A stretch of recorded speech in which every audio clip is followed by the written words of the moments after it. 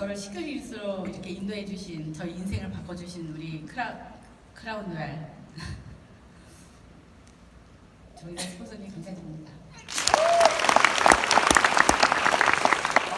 제가 보기에는 되게 깍쟁이처럼 보이죠. 근데 이제 저랑 가까운 파트너들을 알거든요. 저는 이제 허당이에요, 사실은.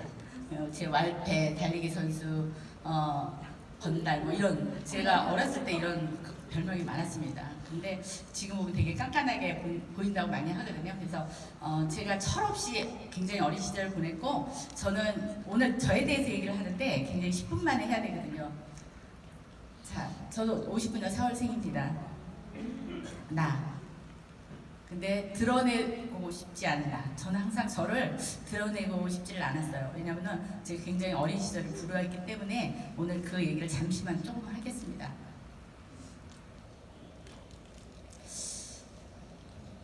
자, 저는 20살에 첫 직장, 고등학교를 졸업하고 바로 첫 직장을 가게 됐어요. 19살 때 저희 동생, 남동생이 하나 있었거든요. 3남 1년대 남동생이 13살, 제가 19살인데 그때 갑자기 아팠습니다. 아파가지고 응급실을 또상 드나들고 결국은 그 아이가 40살까지 엄청 아팠어요. 그래서 그 아이로 하여금 집안이 풍지박산이 났습니다. 저희가 집도 팔고 이사를 갈 정도로. 그러니까 그거로 인해서 저희 엄마가 병을 얻으셨어요. 근데 그때 제가 느낀 건 뭐냐면요. 대학을 못 가겠다. 왜냐면은 집안이 그 애 때문에 병원을 항상 제가 아직이기 때문에 얻고 다니고 같이 다니고 했었거든요. 그래서 근데 제가 느낀 점은 지금 상황을 벗어나야 되겠다, 이런 생각을 가졌습니다. 제가 첫 직장을 병원이었었어요. 아까 20살에 병원을 첫 직장을 들어갔는데 원무과 이렇게 상상하시죠? 옛날에는 컴퓨터가 아니었기 때문에 굉장히 복잡했어요. 복잡하고 지저분하고. 근데 제 느낀 점은 뭐냐면요. 아까 제가 벗어나야 되겠다, 이거 뭐냐면은 제 옷이 자주색 옷이었어요.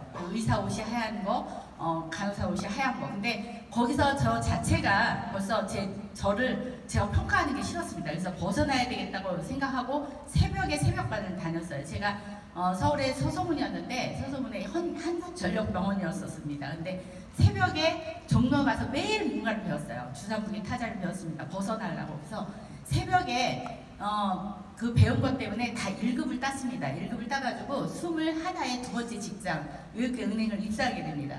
대박. 자, 근데 제가 대학 졸업을 안 했습니다. 갔더니 너무 좋은 직장이에요. 거기가 카페트가 다 깔려있고 다 유명 대학, 큰 대학을 나오신, 좋은 대학을 나오신 분들인데 제가 고등학교 나왔잖아요. 그래서 제가 안 되겠다 싶어가지고 제가 야간대학을 어떻게든 나왔습니다. 야간대학을 나오면서 또 다른 준비를 합니다. 왜? 그때는 결혼하고 은행을 다니는 그런 체가 아니었기 때문에. 그래서 저는 꽃꽂이를 항상 했습니다. 꽃꽂이를 끝나고 하고 새벽에는 새벽반을 다니고 그때도 항상 새벽과 저녁에 뭔가를 했습니다. 예, 제가 직장을 다닐 때 저렇게 은행을 다녔고 저희가 저희 회사예요. 저게 80년대 초인데 굉장히 좋은 직장이었었습니다. 그리고 요 애기가 지금 제 딸이에요. 같이 여행 다니는. 저 아이를 데리고 핏덩이를 데리고 저는 꽃꽂이를 했습니다. 여러분들이 어렵다고 많이 하죠. 근데 저 핏덩이를 진짜 젖을 먹여가면서 저는 꽃꽂이를 하고 은행을 다녔습니다. 은행 다닌 후에요, 저거는. 근데 제가 이 사진을 넣었는데 저 위는 저고요. 저 밑에는 저희 엄마예요. 엄마가 결혼 전에 바로 찍은 거 저 한 장이 있더라고요. 그리고 이 사진은 지금 두 분 다 요양병원에 계세요. 제가 사진을 보면 굉장히 짜릿한 게 뭐냐면, 짜릿한 것보다 찌릿합니다. 왜냐면 우리 엄마도 저런 모습이 되셨었어요. 되게 이쁘죠? 예, 이쁘신데 지금은 두 분 다 요양병원에 계세요. 그리고 그 아이 때문에 병을 얻으셔가지고 심장수술을 4번 했습니다. 그러니까 저는 20대부터 병원 생활을 응급실에서 제가 하게 됩니다. 그러니까 4번의 심장수술을 하시고 아이는 40에 이렇게 됐어요. 근데 제가 응급실에 항상 다니면서, 직장을 다니면서도 응급실 바닥에서 잠을 자고 응급실을 다니면서 제가 어떤 생각을 하냐면요, 끝이 보이지 않는 거예요. 그리고 내가 언제까지 일을 할까 좀 굉장히 회의가 느껴지고, 그래서 느낀 건 뭐냐면 집과 나를 구분하자예요. 왜냐면 집에 가면 항상 우울했습니다. 노상 아프고 7식구 중에서 4식구가 입원을 했었어요. 5식구가 입원을 했었어요. 그러니까 저하고 동생 하나만 입원 안 하고 교대로 입원을 하는 거예요, 병원에. 그래서 집과 나를 구분하지 않으면 제가 이건 버틸 수가 없더라고요. 그래서 집의 일을 바깥으로 끌어 나가지 않고 바깥 일을 집으로 끌어들이지 않았습니다. 자, 그래서 꽃꽂이를 하면서 저는 이렇게 대학교 강의도 나가고 방송국도 나가고 이제 여러 가지 일을 하게 됐습니다. 그리고 이런 책도 많이 냈어요. 그래서 꽃꽂이를 조금 한 게 아니라 그때부터 26년 정도 했고 아이들이 제가 아까 저를 드러내고 싶지 않다 그랬어요. 그래서 바깥에 나가면 아까 제가 왈패고 달리기 선수고 굉장히 그랬기 때문에 밝고 엄청 밝은 아이지, 그리고 못 사는 사람이 아니고 집에 그런 우환이 있는 줄 몰랐습니다. 그래서 저도 명동에서 디스코텍도 가고 놀고 이랬습니다. 근데 이런 꽃을 들고 제가 디스코텍을 갑니다. 마이웨이가 있었어요. 지금 있는지 모르겠는데 그럼 친구들이 막 뭐라고 했어요. 그 꽃 좀 버리고 오라고, 나무술 버리고 오라고. 근데 저는 그거를 계속 그런 일을 했기 때문에 결혼하고 나서도 이렇게 이런 일을 하게 됐습니다. 자, 그리고 마흔에 네트워크를 만나게 됩니다. 꽃꽂이 학원 할 때 네트워크를 만났고요. 네트워크 12년을 했습니다.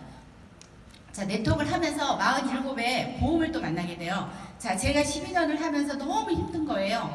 그 네트워크 7년, 47에, A사를 47에 하면서, 47까지 하면서 꽃꽂이 학원에서 같이 했는데요. 그때 너무 힘들어서 제가 그만을 두면서 그 보험을 만나게 됩니다. 그래서 보험을 3년 정도 했고 보험에서 연도대상을 했어요. 3년 동안에. 그래서 그 3년 동안에 하고서 그만둔 이유는 이 마감이라는 것 때문에 그만두고, 또 하나는 자존감이 너무 떨어지는 거예요. 제가 꽃꽂이 명함을 줬을 때는 사람들이 저한테 굉장히 좋은 인상 그리고 좋게 평가를 하다가 제가 보험 명함을 주면 저는 그랬습니다. 이렇게 저를 피하는 느낌? 그래서 그게 못 견디겠더라고요. 그래서 제가 그만두게 됐습니다. 자, 그래서 이렇게 저를 되돌아보게 돼요. 지금 이렇게 보니까 제가 60살이 이제 넘고 나니까 제가 그동안 뭘 했나 10년 간격으로 항상 되돌아봅니다. 20대는 병원, 은행원, 꽃꽂이 강사를 했고요. 30대는 꽃꽂이 회장, 꽃꽂이 가게 사장님을 했습니다. 40대, 50대는 설계사, 고은 설계사 다단계 사장님. 자, 60대 시크릿 사장님이 됐습니다. 제 2잡, 3잡을 하는 사람 저는 찾으라 그래요. 왜요? 한 가지 가지로 만족하지 못하니까. 지금은요, 올리 스키스입니다. 자, 2014년 1월 10일 날 시크릿과의 만남. 저는 스폰서님 오늘 이 옷을 일부러 입고 왔습니다. 저는 이 사진이 너무 좋아요. 그리고 이 사진을 보면 그냥 눈물이 나요, 저는.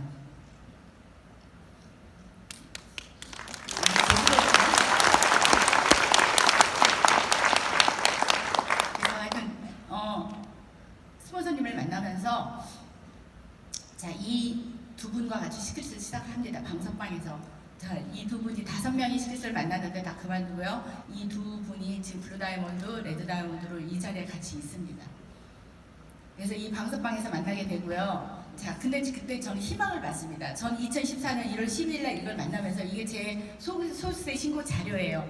제가 돈을 못 벌고 이 시크릿을 만날 때는 큰 교통사고를 당했었어요. 그래서 차도 폐차하고 아무것도 없을 때 내가 희망이 없고 난 뭐를 할까? 이런 상황에서 만났을 때 2014년부터 벌은 소수세 신고 자료예요. 첫 해 1억 5천을 400을 벌었고 그 다음에 1억 5천을 벌었는데 저희 위기가 왔습니다. 2014년 7월에 위기가 왔을 때 제 페이를 보면은 제 회사는 위기가 왔을 때 저는 굉장히 좋은 수입을 받고 있었어요. 그 본사에서 전화가 왔습니다. 지금 90%가 다 탈퇴를 하고 지금 난리가 났는데 이주연 사장님이 어떤 분이냐고 브론즈가 제일 많이 나왔다고. 저는 누군가는 탈퇴를 하고 누군가는 그만뒀을 때 저는 굉장히 좋은 수입을 받고 있었는데 저한테도 위기가 옵니다. 이게 지금 저희 바이널이에요. 바이널인데 지금 저 왼쪽에는 이동규 사장, 저 꼭대기 이동규 사장님, 서윤재 사장님, 홍영록 사장님입니다. 다 없어졌어요. 중간에 다 없어졌는데 저분들이 지금 홍영 사장 위에, 그러니까 누군가는 제가 지출을 해서 그걸 했는데 그분이 없어졌어요. 그럼 밑에 홍영 사장 하나 있으시면서 블루 다이아몬드 이쪽에도 지금 수많은 사람들이 굉장히 많았고 다이아몬드를 갔습니다. 저는. 근데 다 다단계로 많이 갔어요. 4번에 저한테 다단계가 왔습니다. 여러분들도 오래 하신 분은 경험하셨을 텐데 4번에 다 다단계가 오면서 많은 사람들 휩쓸고 갔습니다. 그때 저는 이때를 저는 화장실에서 지금 삼성동 화장실에 앉아서 진짜 속으로 눈물을 흘리면서 또 찾고 찾았습니다. 그래서 여 밑에 김미조 사장님을 찾으면서 그 밑에 송지연 사장님으로 하여금 지금 글로벌을 펼치고 있고, 송지연 사장 지금 혼자 전 세계를 글로벌을 펼치고 있는 게 너무 대견스럽고 감사하다는 말씀 여기서 드리고 싶습니다. 그래서 여기 수많은 사람이 이 바이더를 왜 넣냐면요, 어떤 분이 제가 이걸 보여줬더니 제 파트너가 지금 내가 안 되고 하는 사람들이 다 없어졌는데 이거를 보니까 내가 희망이 생기네요. 많은 사람들이 없어져도 누군가는 하네요. 그래서 이걸 보여주게 됐습니다. 그리고 저는 저 메뉴회가 미국인데, 미국에서 맨 처음에 저렇게 시작한 그 글로벌 사업이 지금 미국, 일본, 캐나다 이렇게 저도 글로벌 사업을 이렇게 갔다 오게 됐습니다. 자, 그런데 이제 실현이라는 게 제가 왔다 그랬어요. 이렇게 제 그래프를 이렇게 보니까 이렇게 올라갔다 한없이 올라갔다 뚝 떨어진 적이 있어요. 아까 그림에서 봤다시피. 그렇지만 그때 정의다 스폰서님 말씀을 생각했어요. 10만 원 쓰면서 고민도 하지 말라고. 제가 저 꼭대기에서 밑에까지 떨어졌을 때, 저 꼭대기에 있을 때는 아까 그 그래프에서 그 페이에서 보면 4,000씩 벌었습니다. 근데 밑에 있을 때요, 한 주에 50 정도 나왔습니다. 근데 10만 원 쓰고 기다리면 된다고 하셨어요. 그래서 10만 원 쓰고 저는 버텼고, 이렇게 지금 2013년 8월에 크라운이라는 직급으로 오게 됐습니다. 그래서 저한테는 이렇게 4번의 위기, 이게 지금 타 다단계 4번이 휩쓸고 갔습니다, 저한테. 예, 하지만 지키고 있었어요. 여러분들이 지금 앞으로도 또 많이 굉장히 올 겁니다. 하지만 10만 원 쓰고 기다리고 있으면 됩니다. 이렇게 10만 원 쓰면서 걱정도 하지 마라, 이런 말씀. 저 힘들 때만 항상 이 얘기를 마음속에 제가 새깁니다. 자, 시크릿. 자, 시크릿은 완벽한 자윤이 되는데요. 이렇게 여행을, 이번에 또 여행 가죠. 오늘 또 여행을 가는데 이렇게 스위트를 매서 꼭대기에서 사는, 그렇게 이런 사람으로 변해버렸고요. 자, 처음에 방석방에서 시작한 이분들과 같이 이렇게 여행을 가는 이런 사람으로 변해버렸습니다. 자, 준비하면, 저는 제 생활 모토입니다. 준비하면 항상 기회가 옵니다. 그러니까 제가 항상 새벽반에 뭔가 배우고 지금도 준비하는 거예요. 저희 노후를. 저는 남편이 대학에 있습니다. 대학에 있지만 대학 교수도 지금 65세 정년 퇴직하면 90세 뭘 먹고 살 것이냐, 그리고 저희 부모님이 아직도 병원에 계신데 나의 노후는 항상 불안합니다. 그래서 항상 지금도 제가 준비하는 마음으로 이 자리에 서 있는 겁니다. 그 다음에 살인, 강도, 도둑질 말고는 뭐든지 해본다는 게 저희 지론이고요. 자존감 떨어지는 일 하지 말자. 아무리 돈을 벌어도 전 자존감 떨어지는 일을 하지 말자는 주의입니다. 그 다음에 무슨 일이건 배울 게 있다. 나를 도와주는 사람은 절대 잊지 않는다. 또한 세상이 공짜로 없다. 제가 노력을 꼭 해야 된다. 이런 생각을, 이게 저의 모토입니다. 자, 그리고 경제활동 40년을 했습니다. 손톱으로 흙을 파는 일을 했습니다. 제가 하는 일은. 근데요, 시크릿을 만나면서 전기톱을 갖게 됐습니다. 저는 여러분들 시크릿은 꼭 해야 되고요. 시크릿을 안 하면은 여러분들은요 평생 손톱으로 땅을 팔 것입니다.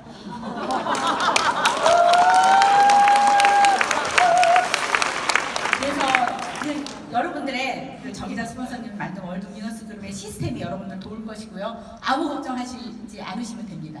그래서 저는 또 한 번의 도전을 합니다. 또 한 번의 지금 모멘텀 데이가 왔고요. 저는 저희 지금 다이아몬드를 도전하시는 몇 분이 계십니다. 그들을 위해서 저는 밤낮으로 뛸 것입니다. 지금도 매일 지금 12시 전에는 집에를 안 들어갑니다. 그들을 다이아몬드를 10월 컨벤션까지 꼭 해내리라, 이런 생각을 하고 있습니다. 자, 제 작품 몇 개 보여드리겠어요. 끝으로. 자, 이게 제 작품입니다. 네, 이런 일을 했고요. 네.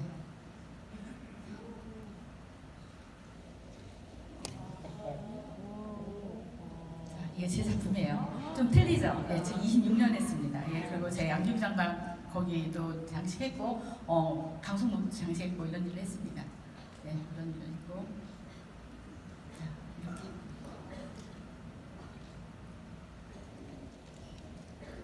자, 제가 시크릿 미쳤습니다. 한 가지만 말씀드리고 끝내겠습니다. 제가 너무 힘들어서 아줌마를 쓴 적이 있어요. 그래서 아줌마를 소개시켜달라고 누군가한테 얘기를 했습니다. 청소하는 아줌마. 근데 전화가 왔어요. 그래서 여보세요? 그랬더니 소개받고 전화 드리는데요. 그래서 전 시크릿으로 착각을 했어요. 그래서 아, 네. 그래서 어디세요? 그러니까 어디라고 그래요. 그래서 제가 갈게요. 그랬어요. 그분이 제가 가야지 되는데, 그래서 아니에요. 제가 갈게요. 그래서 어디세요? 그러니까 신흥공사 때, 아, 어디세요? 그래서 제가 가겠습니다. 그래서 제가 데모도 다 가지고 빵을 샀습니다. 빵을. 그래가지고 거기를 갔더니 갔어요. 그래가지고 가자마자 아유 감사합니다. 그거 대본을 막 이거를 해줬어요. 저 청소하는 아줌마인데. 네? 그래서 그랬더니 그러세요? 아 근데 이왕 왔으니까 합시다. 그래서 했어요. 그랬더니 그분이 죄송합니다. 저는 다단계는 관심이 없어 이러시는 거예요. 그리고서 어떻게 했으니까 그리고서 저 조금 하다가 두성두성 나오는데 내가 미쳤지. 그러면서 차를 몰고 나오는데 그분이 전화가 왔어요. 저기 빵은 가져가셔야죠. 예, 빵 드세요. 제가 그러면서 나왔거든요. 제가 하는 말에 속으로 그랬어요. 나 시크릿에 미쳤다. 예, 저는 시크릿에 미쳤습니다. 여러분들 시크릿에 미치면 이곳에 모든 분 오실 겁니다. 감사합니다.